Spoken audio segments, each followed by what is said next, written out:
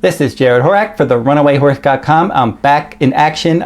Last video I just did the Smarty Jones Stakes. This one we're going to do the Pegasus World Cup. And the Pegasus World Cup is going to be the 12th race at Gulfstream Park, Saturday, January 23rd, 2021. A mile and an eighth for 4-year-olds and up. Got a $3 million purse here. We've got a full field, and let's just dive right into the analysis. Number 1, Sleepy Eyes Todd. He's 8-1 morning line. Comes off a nice victory at 7 furlongs in the Grade 3 Mr. Prospector at Gulfstream Park, and he won the Lafayette Stakes at Keeneland at 7 furlongs before that. Now, he can get this distance as well. He won the Grade 2 Charlestown Classic by 7 lengths, controlling the pace last summer. So he's one that should be a part of the pace. He's not as quick as Knicks Go, your favorite and your likely pace setter, but he should be close throughout. Number 2 will be Coastal Defense. He's 15-1 morning line for trainer Dale Romans. He was even 4th in the Clark last time out at Churchill Downs. The Fayette Stakes, same thing. He was an even 4th. He looked good in winning an allowance race before that. So he's tried to step up into stakes company, but he hasn't been quite up to the task. He'll probably stalk the pace. He drew better this time. He was out in post 11 in the Clark. He's in post 2 here. Should save ground stalking the pace, but he is 0 for 2 at Gulfstream Park, 0 for 2 at this distance, and he looks a cut below the best. The 3, Independence Hall. He's 20-1 morning line. Flavien Prat is going to be aboard. Now this one seems best around 1 turn. In his first 3 career starts around 1 turn, he won all of those races easily, including the Jerome at Aqueduct last January. And then they jumped him up in distance around 2 turns in the Sam F. Davis as he continued on the Derby Trail, and he stalked, took the lead, finished 2nd. Then in the Florida Derby, he was a well-beaten 5th. They switched barns from Michael Trombetta to Michael McCarthy. He turned back in distance, and he showed up in Southern California in his last 2 starts. He won an optional claiming race at Del Mar, rallying from 5th in November. Opening day at Santa Anita, the Grade 1 Malibu, I made him my value top choice in there, and he ended up finishing 5th in a 6-horse field in Charlton for trainer Bob Baffert, ran away and won that one easily. So now they're going to stretch him back out in distance. I don't know that he really wants to go this far. I really do think he's better as 7 furlongs to 1 mile around 1 turn. The 4, Knicks Go, is your favorite. He's 5-2 on the morning line, and he is the one to catch. He's been outstanding since they moved him from Ben Colebrook to the Brad Cox barn. And in all 3 starts for Brad Cox, he got out there, he set the pace, and he just won easily. He won by 7 lengths again in an optional claiming race last February at Oaklawn, and then he returned in October at Keeneland, mile and a 16th, controlled the pace, won by 10. Then last time, Breeders' Cup Dirt Mile, got out there, set a fast pace, kept on going, won by more than 3. So the big question is really going to be the distance and how fast he's forced to go early. He's probably a mile and an eighth, probably a little further than he would be comfortable going, but he's one that will be out there in front, but if they force him to go faster than he wants to in the early going, he might be vulnerable late. The 4, Jesus' Team, he's 8-1 morning line, and he won the Claiming Crown Jewel as the big favorite at Gulfstream Park at a mile and an eighth on December 5th. He was 2nd in the Dirt Mile, rallying from off the pace. He was a distant 3rd in the Preakness. He was 3rd in the Jim Dandy and 2nd in the Pegasus. So he usually shows up, runs a decent race from off the pace, but he hasn't won a graded race yet. And I think if you like him, he can hit the board. He is 3 for 6 with a 2nd and a 3rd at Gulfstream. We know he can get the distance. He should be finishing under Irad Ortiz Jr., and maybe he can spice up the exotics a bit. Number 6, Kiss Today Goodbye. He's one that they had him on turf earlier in his career. Then they moved him to the main track. He broke his maiden at Santa Anita. And then in the Shared Belief Stakes, he was 34-1 in that race. 1,000 Words, Honor AP were 1st and 2nd. He finished 3rd. That was a surprising 3rd that day. And then they put him back on turf in the Del Mar Derby, the Twilight Derby, and he didn't threaten, moved him back to the main track. That's what he wants to do. We're out on the main track. And he won an allowance race at Del Mar on November 14th. And then December 26th at Santa Anita, the Grade 2 San Antonio, he rallied to win that one. So he's a good horse, just don't know if he is this good. And Mike Smith's going to ride. Number 7, Tex, he's 5-1. And he's one that's always been pretty good. He was on that Derby Trail in 2019. He was 1st in the Withers, 2nd in the Memorial. He was finished up the track in the Kentucky Derby. He was 4th in the Belmont Stakes, 2nd in the Jim Dandy. He was 2nd in the Discovery. He was in the Pegasus World Cup last year. He was 9th, beaten 15 lengths.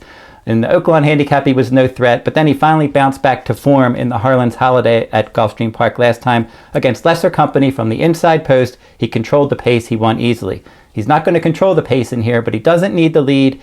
He likes this distance. He handles this main track. He should sit a good trip behind the speed. If he can run two alike, he could be dangerous. That's just something that he hasn't really been doing. Like when he looked really good in the Jim Dandy and he didn't come back and do that in the Travers. Discovery, he ran well, but then the Pegasus World Cup he didn't. So there are numerous times where he's run well and then he hasn't been able to back that up. The 8, Harper's First Ride, he's in from Maryland. He's a good horse in Maryland. It's just a question of how good is he. This is going to be a tough spot. He did win the Pimlico Special, beating Owendale when he controlled the pace, and Owendale was forced to stalk, and he usually likes to close.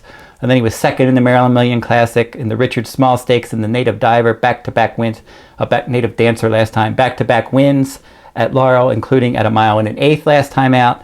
He can stalk the pace. He's versatile. He can go out there if there's no speed, but there certainly is speed in this race. So Harper's First Ride as a long shot, not the worst stab, but this is a class test for him. Last Judgment, the 9, 20-1 morning line. Mike Maker, Paco Lopez, coming off of an easy win in the Sunshine Classic on January 16th, where he controlled the pace and he just pulled away. He's not going to control the pace in here. We already mentioned Knicks Go, Sleepy Eyes Todd even, and Sleepy Eyes Todd easily beat him in the Mr. Prospector. So he's really going to need to step up his game. The 10, Code of Honor, he's 9-2 morning line, fairly consistent. He's won at Gulfstream before. He won the Fountain of Youth Stakes in 2019. He had a good year in 2019. He was placed second through disqualification in the Kentucky Derby. The Dwyer Stakes, he won that one easily. He won the Travers. He was placed first through disqualification in the Jockey Club Gold Cup. He was up the track in the Breeders' Cup Classic, and then he wasn't as good in his 4-year-old campaign, but he really had some excuses. He didn't get a lot of pace help in a lot of those races. He did start his 4-year-old campaign with an easy win in the Westchester, rallying from off the pace, beating Endorsed, running that one down and winning by a half, but that was a measured half. He was definitely best that day. The Met Mile, he rallied to finish third. Wasn't a ton of pace in that race. In the Whitney, he was fourth in a 5-horse field. There was no pace in that race. Improbable, by my standards, dominated that one. The Kelso in his next start, again, a race without a lot of pace. Complexity was able to control the pace. Code of Honor rallied to finish a clear second. And then in the Clark, not a ton of pace in that race. And he rallied from 9th in a 14-horse field to finish second. Should get, I think, just because Knicks Go is fast and there are some other horses that can make him go maybe a bit faster, Code of Honor should get some pace help. Number 11, Mr. Freeze. He won the Fayette Stakes last year, and then he was up the track in the Breeders' Cup Dirt Mile, and then he was 5th in the Clark. He likes to get up and involved early. He likes this track. He handles this distance, but he seems a cut below the best. The 12, Math Wizard, will round out the field. He's 20-1 morning line. He was non-threatening 4th in the Harlan's Holiday. In the Woodward, he was no threat. Charlestown Classic, no threat. Monmouth Cup, he was second. That's the race he needs to find again. If he can find that Monmouth Cup, he can finish somewhere in the money. He's won a couple times at Gulfstream. He handles this distance. He needs pace help. He will be finishing. Maybe if you're playing 3rd or 4th, a horse like Math Wizard can come in. So obviously, Knicks Go is the one to beat. I would not be surprised if he got out there, set the pace, and kept on going. But if he's forced to go too fast early, he could be vulnerable in the last eighth of a mile. Jesus' team, I think you can use him underneath. A horse like Kiss Today Goodbye, maybe he could rally and hit the board as well. Tax, I'm just not quite sure what to do with him. He's capable of winning. He's capable of just not showing up. But if he runs as well as he did last time in that Harlan's Holiday, he's a threat. I'm going to go with, as my top choice, Code of Honor. I think this race might set up for him. His form was a bit darkened last year. I think people look at his form and said, oh, maybe he wasn't as good from age 2 to 3, but his speed figures overall held up pretty well. He just did not get proper setups in those races. If the track is playing fair at Gulfstream and the pace is quick enough, Code of Honor has more than enough class. He's a multiple graded winner. He can win a race like this. So Code of Honor is going to be my top choice in the Pegasus World Cup Invitational.